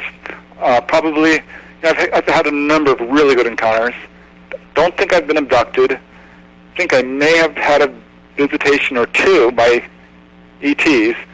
Probably one of my best encounters. Just buried in your subconscious? I don't know. If you want me to jump forward to that one, there was one weird incident where I was in my bedroom, and I swear I thought a cat walked across my bed. I don't have a cat. This is when I lived in a condo complex, 3rd floor, in Canoga Park, and woke up. Well, actually, I was kind of already awake because I was sort of just lying there in bed, and opened my eyes and thought I saw something, but I don't know, because what I thought I saw was just a thin figure or a bar, but it was too thin. It couldn't be, and I'm like, no, and my heart went bum, bum, bum, bum, bum, bum, bum, bum. Of course, yeah. And I turned over and I went to bed. And I'm like, what? Next morning you wake up, you're like, why didn't I run out onto the deck? Isn't that a normal phenomenon? That's what's crazy. Like, for instance, the Allagash 4, right? They leave their campfire and they leave enough firewood to go out in their canoe. They see this craft, so they rush back, not swam, but paddle back to their, their little tent setup. Yeah. And their fire's almost gone. That should have been lit for hours and hours more. And it wasn't until they started dreaming and started talking to each other and realized that they all were dreaming and remembering the same thing, that they were all sitting naked to each other on these metal benches inside a craft, and one by one they were being worked on by these extraterrestrials. And yeah, there's a very... They just went to sleep. They didn't talk about it. They see a craft. They go back to their camp. The fire's almost gone, and they just go to sleep. Don't talk about it. Very common. Yeah. And, yeah. And I normally don't mention that incident because I don't know. It's a little vague. But there was one incident that is not vague, and I know these ETs were watching me because I was driving down the road after just ranting and raving about UFOs with my sister-in-law. I was really into this. And driving home through Woodland Hills towards Canoga Park when this ball, I thought it was a bird. This bird comes swooping down in front of my windshield, and it's not a bird. It's a golf ball, but it's not a golf ball. It's a glowing ball of light about that size. And it starts crisscrossing in front of my windshield. And I'm talking 2, maybe less feet away. Back and forth, back one more time, swoops down, and goes straight up to the canopy of these trees and straight up into outer space. And you know what? I didn't tell a soul, and I pushed it out of my mind, and I drove home, and didn't really think about it for a long time. Speaking of these orbs, a lot of people say they see faces, like smiley faces. You could clearly see eyes and a face in these little balls. Yeah, well, I think there's probably different types of orbs. Yeah. There's this one guy I know who's a contactee. I mean, I know he is. I'm not sure he's going to agree with that, but he had a major missing time encounter. And you cannot take a picture of this guy without an orb appearing. He sent me this one. You can't hardly see him. There must be 100 orbs. Some do have faces. I think what we're looking at is spirits in a lot of these. And UFO probes, I've read this somewhere, have hard edges, and spirits have soft edges. Don't know if that's true. I've seen a number of orbs myself, and that one I saw in the car was a ball of light that was hard. I mean, it could have been metal glowing for all I know, but it was not, wispy. It wasn't translucent, and it wasn't like a bright light spotlight. It was just this glowing ball of light, hard edges. And I saw one in a channeling session. It was soft and very kind of interdimensional looking. And I saw it with other people, too. We were all tracking it across the room. And there are several people that, no matter what, when you take a photograph of them, there will appear these orbs around them. And let me give you a really crazy story. This was at Contact in the Desert 2 years ago. It was actually the first one. Eric, maybe it was the second one. Whichever one Eric Von Däniken first appeared. It might have been the first one. Eric Von Däniken, Georgios Tsoukalos, and some of the Ancient Alien Gang are giving, their panel. And someone takes a photograph, and then it spreads like wildfire, and I got it, my hands on it, and I brought it to Linda Moulton Howe. And what do you see in it? There's a gray alien, and I have this photograph. I posted it up. I'll put it again on YouTube. A gray alien. You see the eyes, you see the nose, you see the tiny slit for a mouth, you see the bulged light bulb head, and then it looks like it's wearing like a, darker suit body. You could see one of the arms, and it is literally standing as, Eric Von Däniken is sitting closer to Eric, but behind him and next to Georgios Tsoukalos as well. And yet nobody saw anything. There were over 500 people looking at the stage, and this is clear as day. Just like that photograph I sent you earlier from that plane. But that one, the one on the plane, was called a ghost alien because it's more white. This was not. And it's not an anomaly, because apparently the lady, once she took it, she took a few shots, and it appeared in every single one. And I have the best one, the one that was the most clear, and it's just really, really bizarre. Anyhow, we're running out of time, so let me ask you about a couple more things related to your book, and something. First of all, let's go something in general. What do you think of the disclosure movement? I think it's the most volatile area of UFO research today, and it's going to explode. It's a powder keg waiting to happen. It's busting wide open right now, thanks to the work of Stephen Bassett, Stephen Greer, a bunch of other people, and us just Larry, doing this. Yeah, and as you know, at 30, 40, 20 years ago, even.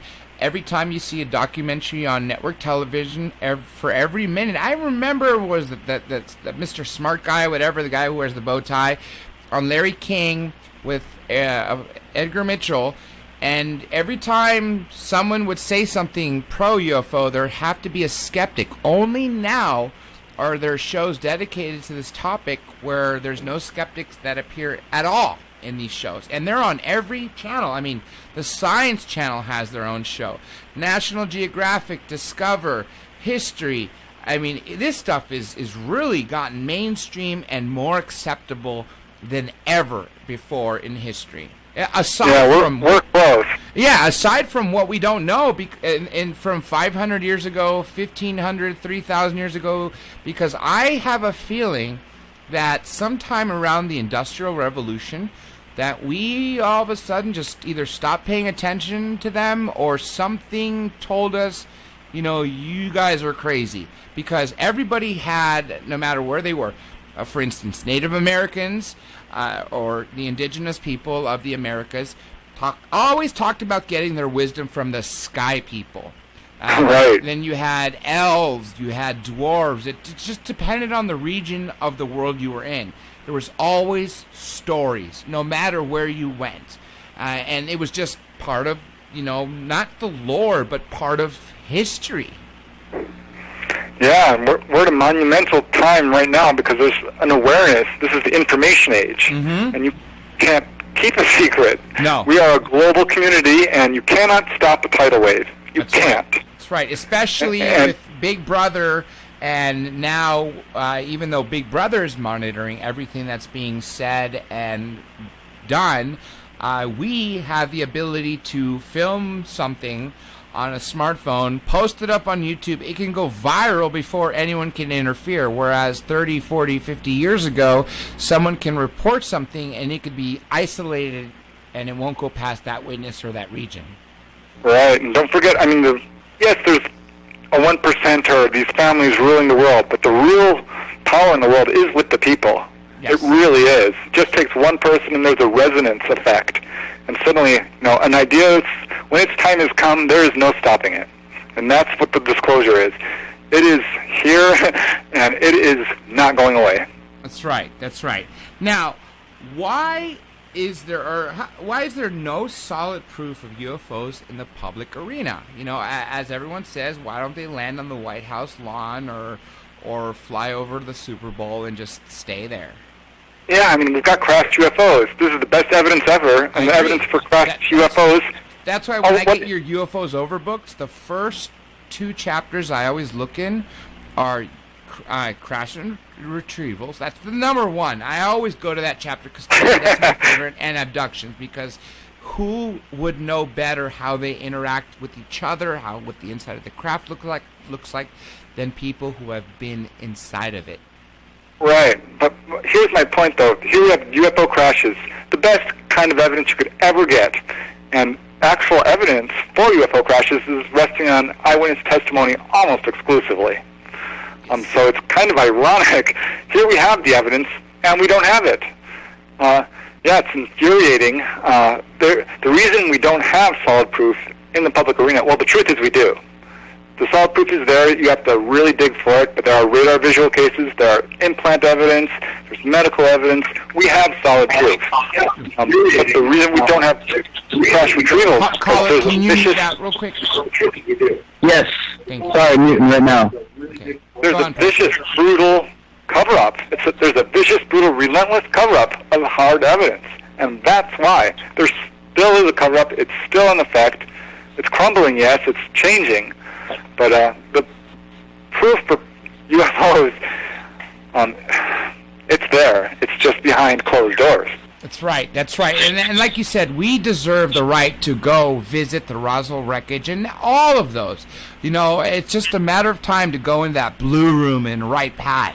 Why do some people get access and others don't? But anyhow, since we're coming so close to the show, let's take area code 320. Where are you calling from? What's your name? St. Cloud, Minnesota. My name is Jake. How's it going? Jake, welcome to the show. Thanks for calling literally before we wrapped up. Good time to call, so you have time to talk to Preston. Any questions, comments, both? What would you like to say? Are you familiar with the Lummi Island crash? I don't know if it was back in the 80s or early 90s in Washington State. Yeah, Maury Island, absolutely. Yeah, very controversial case. Very I think famous, it's legitimate. No doubt. One of the investigators, Kenneth Arnold, who had the sighting over Washington, he was involved in this case, and his plane was tampered with as he was investigating it. There was a plane crash which ended up killing 2 people. There was a pretty interesting case with a lot of controversy surrounding it. Wow. I've heard that, I guess there are some people out there that link that to sightings of Bigfoot. Is there any... Yeah, like John Lear said, you mean, right? Yes. Yeah, well, there's no doubt there is a connection with UFOs and Bigfoot. There was one case I investigated in Canyon Country here in California with a radiologist who had a Bigfoot sighting followed the next day in the exact same place, his backyard, by a UFO sighting. A UFO landing, actually. I mean, it landed right there in his backyard. And following that, he had a poltergeist outbreak in his home. And so there is a connection there. I talked to another I have ladies one more question here I have to ask, and then I'm going to ask Jake if he's got another one. Okay, this is Mark K. Scott, Tampa, Florida. I try to read all of your books. What is your next book going to be about? Oh, I've got so much planned. I want to do one on the underwater UFOs. Yes. I'm doing a new healing book, UFO healing book. UFOs over Arizona is coming out shortly, and I've got another UFOs over after that. I've got a book that's ready to go about, I'm so excited about this one. People have had extremely close encounters, taken on board and shown amazing things. So that's coming up. Another volume of Not From Here. Boy, I've got a lot of stuff to put out. This is why I think you're such a fantastic researcher, and why I always have you on the show, because no two shows are ever alike with you, Preston. This is why I had you be my co-host, because I figured who better than my inspiration, who knows, basically, who could answer everything I've ever had to ask about this. Jake, anything else you'd like to ask? Yeah, Preston, I'm just kind of getting into your stuff here. Is there any areas in particular that tend to be more active than others across the U.S.? Is there certain regions or anything that you've heard more from? Oh, yeah. Yeah, absolutely. If you look into every state, you will find that every state has their hot spot, pretty much. There are certain hot spots which are hotter than others. Hudson Valley, upstate New York, definitely a hot spot. Santa Monica Mountain Range, that's definitely a hot spot. The high desert in California. But, Whitfield, Virginia had a huge wave. There seems to be activity there still lingering. Gulf Breeze, there's a lot of places that are very high in activity. It's just a matter of finding it. And one way to do that is to go to the MUFON site or NUFORC, the National UFO Reporting Center. Yes, Peter Davenport. Great guy, right? That's it? Yeah. That's his site? Right, and you'll find that there are certain areas where it's more active than another. And you can go out there and see a UFO for yourself if you want. That's one really great way to do it. Now, Jake, we are really close on time, but if you are more than welcome to just mute out, hang on till the show's over, and you can chat with Preston for a minute. Preston, I'm going to get this wrapped up real quick. This is one other topic real quick. Have you gotten any new UFO healing cases? I know you're working on a new version of your book, UFO Healings, which I thought was magnificent, the first one. So I'm excited about this new one. Yeah, I'm finding a lot. The most recent one I found while doing research for a new book I'm doing, and this lady had a very close-up UFO sighting, drove right under this object, and started to get frightened when she saw other cars driving up and screeching away in fear. So she's like, oh, maybe I better get away from this thing or I'll get abducted. She goes away and starts, in the weeks and days following, she starts having a number of weird symptoms. Her hair turns from brown to blonde. Her moles started disappearing. She has had 5 moles disappear. And following this, her spider veins, a condition she suffered from for years and years, are healing. One spider vein has completely disappeared, and the next one is on its way out. So she attributes it to this UFO encounter. She can't imagine what else it could be. She's having dreams and stuff, too. So that's another sign that this sighting she had, where she drove under this thing, was probably something a little more than a sighting. Now, Preston, hang on, because I do want to get to a final statement for you, and please hang over for after the show. First, I just want to thank, of course, the other networks that are carrying us. Of course, we have Ira Robinson and Michael Vara for Late Night in the Midlands for carrying us on their network, as well as all the terrestrial stations. Angel Espino from PSN Radio in New York, also carrying this in program and syndicating it as well. Not to forget JC in London, England, carrying our program in the UK on Deep Program Radio Network. And, of course, don't forget our very own Coast to Coast PM. That's right. Unfortunately, it is now AM on the East Coast, but usually we wrap up as it's becoming the end of p.m., so very big distinct difference. This is the Dr. J Radio live show on this particular network. Now, before I start giving my thanks, I want to tell everybody, don't forget to check out that Watchers 10 package, because Watchers 10 has something to do with me and this show. Something that happened during the show led to a big chunk of that movie, of that particular one, Watchers 10 DNA. And when you get that, you also get another Watchers DVD, as well as an amazing book and a subscription and so much more. It's just a big, huge discounted set that is only available by clicking on the link on our site. And of course, like I said, we also have our bookstore and video store for every single guest who has ever appeared. And all you have to do is just click on the tab on the menu on drjradiolive.com, and you will look for the names, and whoever you want, click on their names, and then it'll take you directly to where their books are sold. And remember, Dr. J Radio Live is not just the name of this show. It's the name of the website, drjradiolive.com. That is drjradiolive.com. Most importantly, you have to remember where we archive our shows. We're still working to get all of them up. Our staff is working overtime on this, but we're doing it. And that is, of course, YouTube, youtube.com/drjradiolive. As I said, Dr. J Radio Live is what you only need to know, because it's the same account name for every social media account you could think of. Twitter, Instagram, Flickr, Tumblr, Google+, Gmail even, .com, Slack, Pinterest, things that I don't even know. But the point is it's all Dr. J Radio Live. Now, I'm going to go to Preston for a final statement before I wrap this up. Preston, if you had one thing to say to everybody out there, believers, disbelievers alike, people on the fence, globally, remember, global audience, what would you have to say? I think that people should take UFOs seriously, even if you think that it doesn't affect your life, it does. The technology from UFOs, which we have, has the power to fix the economic crisis, the energy crisis, and the environmental crisis in one fell swoop. So yeah, go public with your accounts, take this stuff seriously. We're in for a huge change in our planet, so put on your seatbelt and get ready, because they're coming, and they're not going away. And just like Preston said, remember everybody, disclosure is in your hands. I highly doubt Obama or the next president is ever going to stand on the White House lawn saying, just so you know, we've had lots of crashed saucers and we've retrieved them all over the world, and we've studied their bodies and of the occupants. Just like you should know. And we've killed people who were going to go public, and we still don't know everything. No, it's not going to happen that way. The power is in you, the people. Remember that. The power is in you guys.